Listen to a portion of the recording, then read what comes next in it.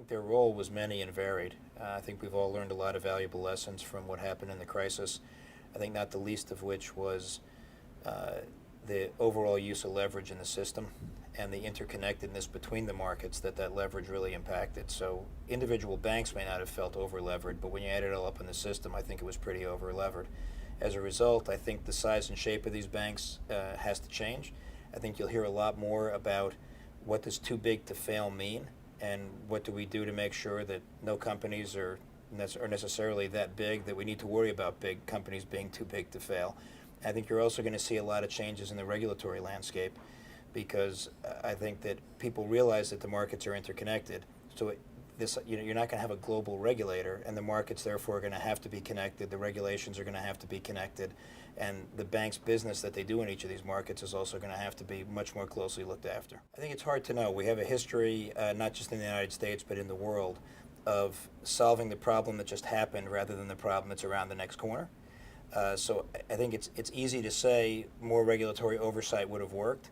It does appear that a lot of the markets were allowed to get quite large, and yet many of those markets were not regulated. So one might ask, well, it wouldn't necessarily have been more regulation. It would have been smarter regulation or smarter application of existing regulations, just covering more products. So my guess is that's what we'll see more than a whole ream of over-regulation going forward. You're going to strike hopefully the right balance, because we don't have time for just the comprehensive review approach. That's certainly a more idealistic view. I think those of us who have been in the markets for a while would say a comprehensive approach that's coordinated is where we all want to get to. The question is, how long does that take? History tells us that that's going to take a while, and if that takes 2 or 3 years, my point would be, are there some quick wins we can get that we know are directionally correct, and then we'll work out the details later. To answer the second part of that question first, I think that it's going to be very interesting to watch whether the American leadership in global finance can be maintained. Whether finger pointing is appropriate or a good use of anyone's time, I'll leave that to the historians. Certainly people feel that this was largely an Anglo-Saxon problem that spread to the rest of the world. I think that's convenient, but I don't think that's accurate either. I think all the banks in a lot of the world's biggest markets were involved. And the stage at which they were involved, to me, is kind of irrelevant.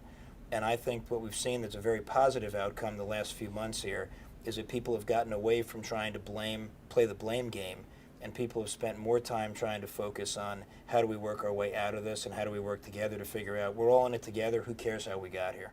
I think a general raising of the standards is the first thing. What you've seen coming out of the G20 is this concept that let's limit the opportunities for regulatory arbitrage between the world's leading economies and leading markets. So I think that's going to be the first step that people take. I think the second step we're going to see taken is more coordination among the regulators and more coordination and cooperation from the institutions in these various jurisdictions. This idea that if I'm regulator A and you're regulator B, we're not going to exchange information anymore because it's specific to our jurisdiction, I think that's yesterday's news. I think there will be a lot of pressure on regulators to coordinate, to share information, and to recognize that if the markets are connected, the only way we're going to get there is by each regulator in its own country doing a great job in coordination with all the other regulators.